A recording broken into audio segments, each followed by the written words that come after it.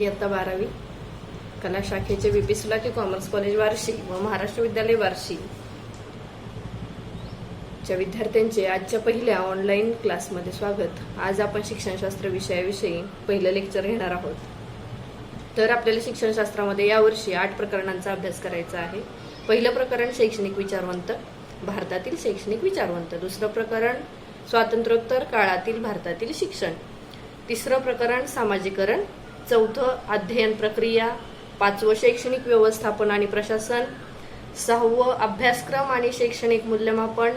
सातवं शैक्षणिक संशोधन पद्धती आणि आठवं शिक्षणातील नवप्रवाह। यापैकी बऱ्याच प्रकरणांची आपण गेल्या वर्षी माहिती पाहिलेली आहे। मुख्यत्वे करून शिक्षण म्हणजे काय ते आपण पाहिलेले आहे। शिक्षण हे आंतरक्रियांवरतीच चालतं आणि आजच्या शिक्षकाचा शिक्षणातील रोल म्हणजे मार्गदर्शकाचा आहे। जिथे विद्यार्थी अडचणीत येतो तिथे शिक्षकाने मार्गदर्शन करणे। शिक्षण म्हणजे आत्माविष्कार। शिक्षण म्हणजे विद्यार्थ्यांमधील सुप्त गुणांचा विकास। तर आपण आज सुरुवातीला जे पहिलं प्रकरण आहे भारतातील शैक्षणिक विचारवंत, यामध्ये पहिले शैक्षणिक विचारवंत आहेत रवींद्रनाथ टागोर, दुसरे आहेत स्वामी विवेकानंद, तिसरे आहेत महात्मा गांधी, चौथे आहेत डॉक्टर सर्वपल्ली राधाकृष्णन आणि पाचवे आहेत डॉक्टर बाबासाहेब आंबेडकर। तर या पाचही शैक्षणिक विचारवंतांनी शिक्षणासाठी खूप मोठं योगदान दिलेलं आहे। शैक्षणिक, सामाजिक, राजकीय कार्य सर्वांचंच आहे, पण आपण मुख्यत्वे करून यांच्या शैक्षणिक विचारांविषयीच माहिती पाहणार आहोत। आपल्याला 12 मार्काला जवळजवळ हा प्रश्न येतो या प्रकरणावरती। मुख्य प्रश्न जो असतो आपला ब्रॉड क्वेश्चन तो या प्रकरणावरतीच असतो। तर रवींद्रनाथ टागोर यांच्याविषयी प्रथमतः आपण माहिती पाहूयात। रवींद्रनाथ टागोर हे निसर्गवादी विचारवंत आहेत आणि पाश्चात्य विचारवंत रुसो यांच्या विचारांचा, निसर्गवादी विचारांचा त्यांनी पुरस्कार केला होता। मुख्यत्वे रवींद्रनाथ टागोर म्हटलं की निसर्गवाद शिक्षणामध्ये हे आपण लक्षात ठेवायचे। रवींद्रनाथ टागोरांना नोबेल पारितोषिक मिळालं होतं गीतांजली काव्यसंग्रहासाठी। आता मुख्यत्वे आपण पाहत असताना पहिल्यांदा त्यांचा जीवनपट आणि त्यानंतर मग शैक्षणिक विचार आणि योगदान, परंतु जीवनपटावरती जास्त प्रश्न विचारले जात नाहीत। शैक्षणिक विचार आणि शैक्षणिक योगदान यावरतीच आपल्याला मोठे प्रश्न येतात। तर रवींद्रनाथ टागोर यांचा जन्म जो आहे तो कोलकाता इथे झालेला आहे। 7 मे 1861 रोजी कोलकाता इथे त्यांचा जन्म झाला। प्राथमिक शिक्षण त्यांचं जे आहे ते खाजगी शिक्षकांकडून घरीच झालं, स्वगृही त्यांच्या। त्यानंतर उच्च शिक्षण जे आहे ते सेंट झेवियर्स हायस्कूल इथे त्यांचं झालेलं आहे आणि 1913 मध्ये गीतांजली काव्यसंग्रहासाठी त्यांना नोबेल पारितोषिक मिळालेलं आहे। तुम्हाला काही प्रश्न जे आहेत ते धडा सुरू व्हायच्या अगोदरच विचारले जातात की तुमचं पूर्वज्ञान तपासण्यासाठी, पण आता आपण तुमचं पूर्वज्ञान ह्याच्यामध्ये ऑनलाईनमध्ये काही मर्यादेमुळे आता तरी आपण विचारू शकत नाही। रवींद्रनाथ टागोर यांनी आपलं राष्ट्रगीत लिहिलेलं आहे। त्यांनी ते 8 कडव्यांचं जवळजवळ राष्ट्रगीत लिहिलं होतं, परंतु त्यातले 2च कडवे आपण सिलेक्ट केलेले आहेत राष्ट्रगीतासाठी। तर तुम्हाला माहितीसाठी हे सगळं आहे, त्यांच्या एक्स्ट्रा माहितीसाठी। मुख्यत्वे करून गीतांजली काव्यसंग्रहासाठी त्यांना नोबेल पारितोषिक मिळालेलं आहे रवींद्रनाथ टागोरांना। त्यानंतर डिलीट ही पदवी पण त्यांना दिली होती। 1915 साली ब्रिटिश सरकारने सर ही पदवी त्यांना दिली। 7 ऑगस्ट 1941 रोजी त्यांचं निधन झाले। हे जीवनपट सुरुवातीला आता थोडक्यात सांगितलंय। अगोदरच्या 100 मार्काचा ज्यावेळी सिलेबस होता त्यावेळी जीवनपट भरपूर दिलेला होता त्यांचा, त्याचबरोबर जीवन परिचय दिलेला होता, त्यांचा जन्म, बालपण वगैरे, पण त्यावरती भर न देता यावेळी जे आहे ते शैक्षणिक विचारावरती त्यांच्या जास्त भर दिलेला आहे। त्यांची शिक्षणाची व्याख्या जी आहे त्याच्यामध्ये त्यांनी म्हटलेलं आहे की शिक्षण म्हणजे आत्माविष्कार।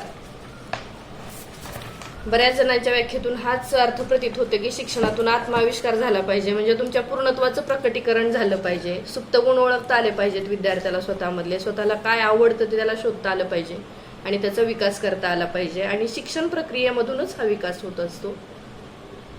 तर रवींद्रनाथ टागोर यांची व्याख्या तुम्हाला आता मी सांगितलेली आहे। शिक्षण म्हणजे आत्माविष्कार।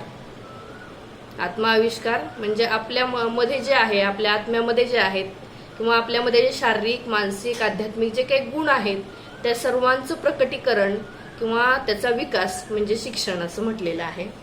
तर त्यांचे जे विचार आहेत ते निसर्गवादी असल्यामुळे त्यांना शाळेमध्ये विद्यार्थ्यांना कोंडून ठेवणं ते मान्य नव्हतं। निसर्गामध्येच विद्यार्थी चांगल्या प्रकारे शिकेल आणि त्यांचं चांगल्या प्रकारे शिक्षण होऊ शकेल, त्याच्या व्यक्तिमत्वाचा जास्तीत जास्त विकास होईल असं त्यांचं मत होतं। त्यामुळे त्यांनी त्यांचे विचार मांडलेले आहेत आणि आजही ते विचार शिक्षणामध्ये अत्यंत उपयुक्त असे आहेत. पहिला त्यांचा महत्वाचा विचार आहे तो म्हणजे शिक्षणामध्ये बालकाला संपूर्ण स्वातंत्र्य द्यावं. जे शिक्षण दिलं जातं त्याच्यामध्ये पालकांनी वगैरे त्याच्यावरती कुठलाही जबरदस्ती न करता त्याला स्वतःला जे आवडतं ते शिक्षण त्याला दिलं जावं.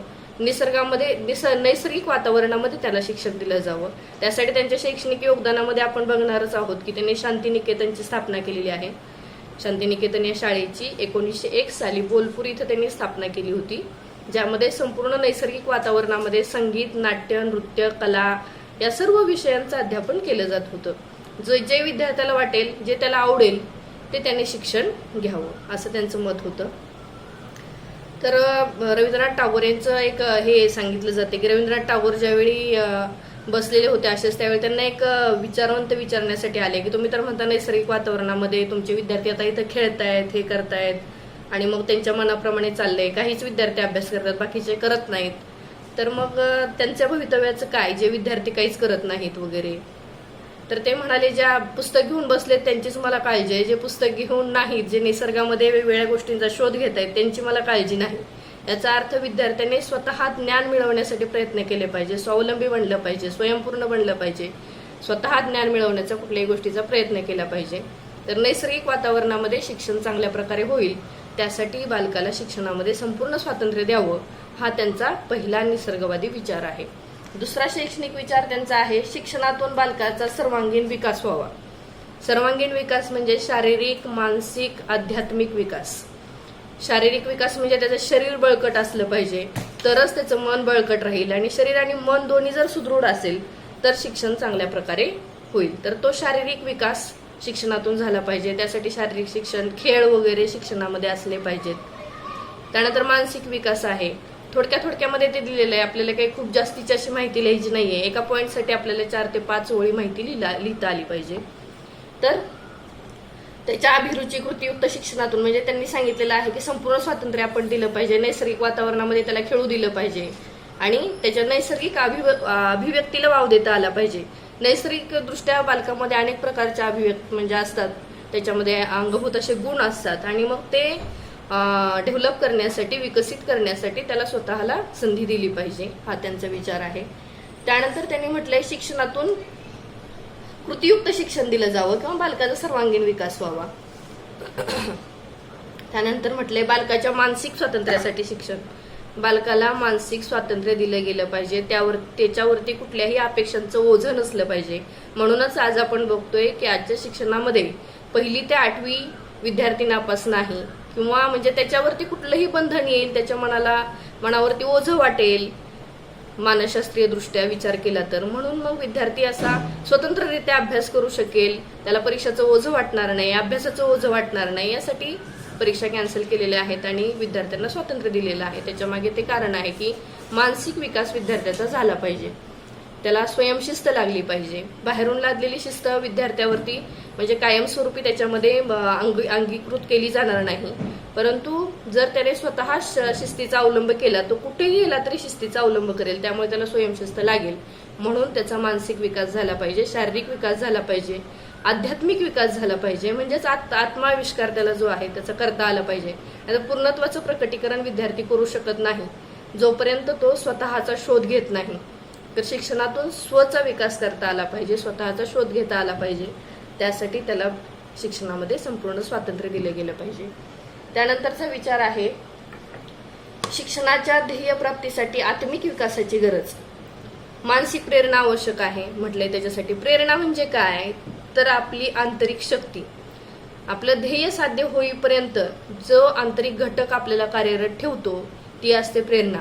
आजच्या शिक्षकाचं आज आपण विचार केला त्या दृष्टीने तर मुख्यत्वे करून तेच ध्येय आहे की विद्यार्थ्याला प्रेरणा देणे, मोटिवेटर.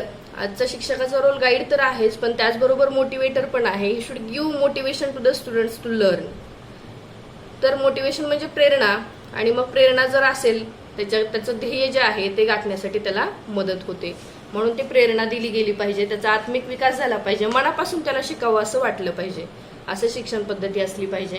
त्यानंतर त्यांचं मत आहे शिक्षणाचे माध्यम मातृभाषा असावे, की मातृभाषा जी आहे ती विद्यार्थी अगोदरच त्याला येत असते आणि त्यामुळे प्राथमिक शिक्षण तरी कमीत कमी मातृभाषेतूनच असलं पाहिजे, जेणेकरून त्याला ते समजायला सोपं जाईल, सुलभ जाईल आणि त्याला कुठल्याही अडचणी येणार नाहीत. जर परकीय भाषा जर आपण त्याला सोप्या गोष्टी जरी त्यातून शिकवल्या तरी तो लवकर ग्रहण करू शकणार नाही. त्यामुळे मग त्याला मातृभाषेतून शिक्षण दिलं पाहिजे. हा प्रत्येक शैक्षणिक विचारवंताचा विचार आहे की शिक्षणाचं माध्यम हे मातृभाषा असलं पाहिजे. इंग्रजी, हिंदी, इतर भाषांचं सुद्धा शिक्षण दिलं गेलं पाहिजे, परंतु प्राथमिक शिक्षण तरी मातृभाषेतून दिलं गेलं पाहिजे. आता रवींद्रनाथ टागोरांच्या शांतिनिकेतन मध्ये अगदी आंतरराष्ट्रीय भाषांचा सुद्धा अभ्यास केला जात होता. अनेक विद्यार्थी तिथे वेगवेगळ्या भाषा शिकत होते, परंतु प्रथमतः सुरुवातीला विद्यार्थ्याला प्राथमिक शिक्षण हे मातृभाषेतूनच दिलं जावं असा त्यांचा विचार होता.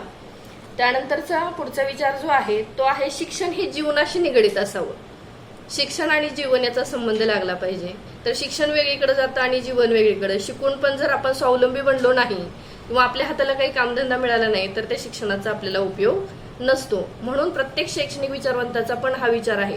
तुम्ही ज्यावेळी शैक्षणिक विचारवंतांचे विचार जे आहे हा प्रश्न सोडवाल त्यावेळी प्रत्येकाचा हा विचार आहे की काय शिक्षण हे जीवनाशी निगडीत असलं पाहिजे, जीवनाभिमुख असलं पाहिजे. शिक्षण घेऊन विद्यार्थी हा स्वावलंबी बनला पाहिजे. त्याला जर फक्त पुस्तकी ज्ञानच देता कामा नये तर इतर उद्योग व्यवसायांचं सुद्धा शिक्षण दिलं पाहिजे. रवींद्रनाथ टागोरांचे आपण मुख्यत्वे करून विचार आता पाहत आहोत. त्यामुळे त्यांनी सांगितलेलं आहे की बुद्धी, मन वगैरे हे जे आहे ते पूर्णतः विकसित झालं पाहिजे बालकाचं. पुस्तकी ज्ञानाबरोबरच त्याला प्रत्यक्ष वातावरण रूप शिक्षण दिलं पाहिजे.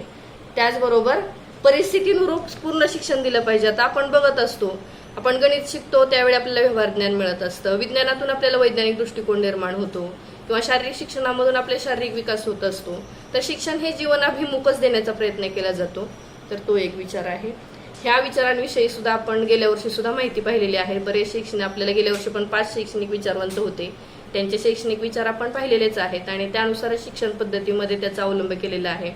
त्यांच्या ज्या शिफारसी वगैरे आहेत ते आयोग वगैरे पुढच्या प्रकरणामध्ये आपण पाहणार आहोत. याच्यामध्ये मुख्यत्वे करून 5 शैक्षणिक विचारवंतांची माहिती आहे. त्यानंतरचं आहे संपूर्ण सृष्टीशी जीवनाचे सामंजस्य प्रस्थापित करण्यासाठी शिक्षण म्हटले त्यांनी.